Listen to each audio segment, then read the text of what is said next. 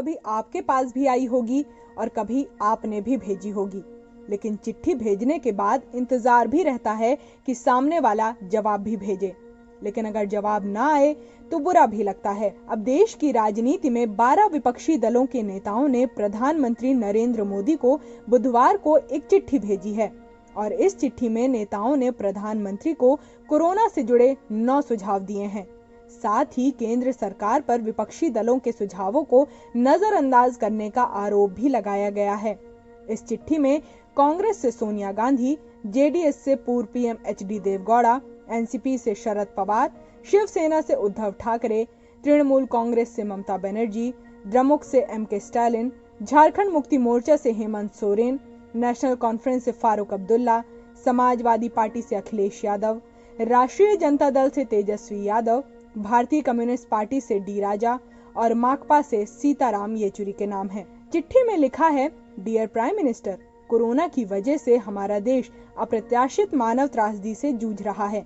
हमने पहले भी व्यक्तिगत तौर पर और संयुक्त रूप से बार बार आपका ध्यान इस ओर दिलाया है कि केंद्र सरकार को तुरंत कुछ कदम उठाने की जरूरत है। अफसोस की बात है कि आपकी सरकार ने या तो हमारे सभी सुझावों को नजरअंदाज कर दिया या उन्हें नकार दिया। इससे हालात बिगड़कर इस भयानक मानव त्रासदी तक पहुंच गए हैं। देश को इस भयानक मुकाम पर पहुंचाने के लिए केंद्र सरकार ने क्या किया और क्या नहीं किया, इस पर न जाते हुए हमारा मजबूती से यह मानना है कि सरकार को युद्ध स्तर पर बताए गए कदम उठाने चाहिए। पहला, वैक्सीन केंद्रीय स्तर पर खरीदी जाए, चाहे फिर वे देश या दुनिया में किसी भी सोर्स से मिले।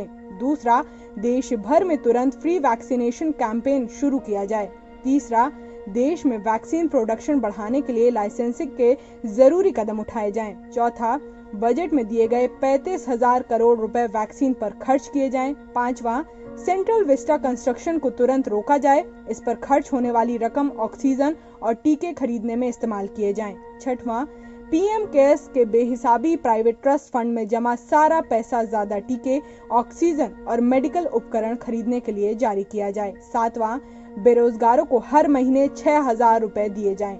आठवां, केंद्र सरकार के गोदामों में 1 करोड़ टन से ज्यादा का अनाज सड़ रहा है, जरूरतमंदों को यह अनाज मुफ्त में बांटा जाए।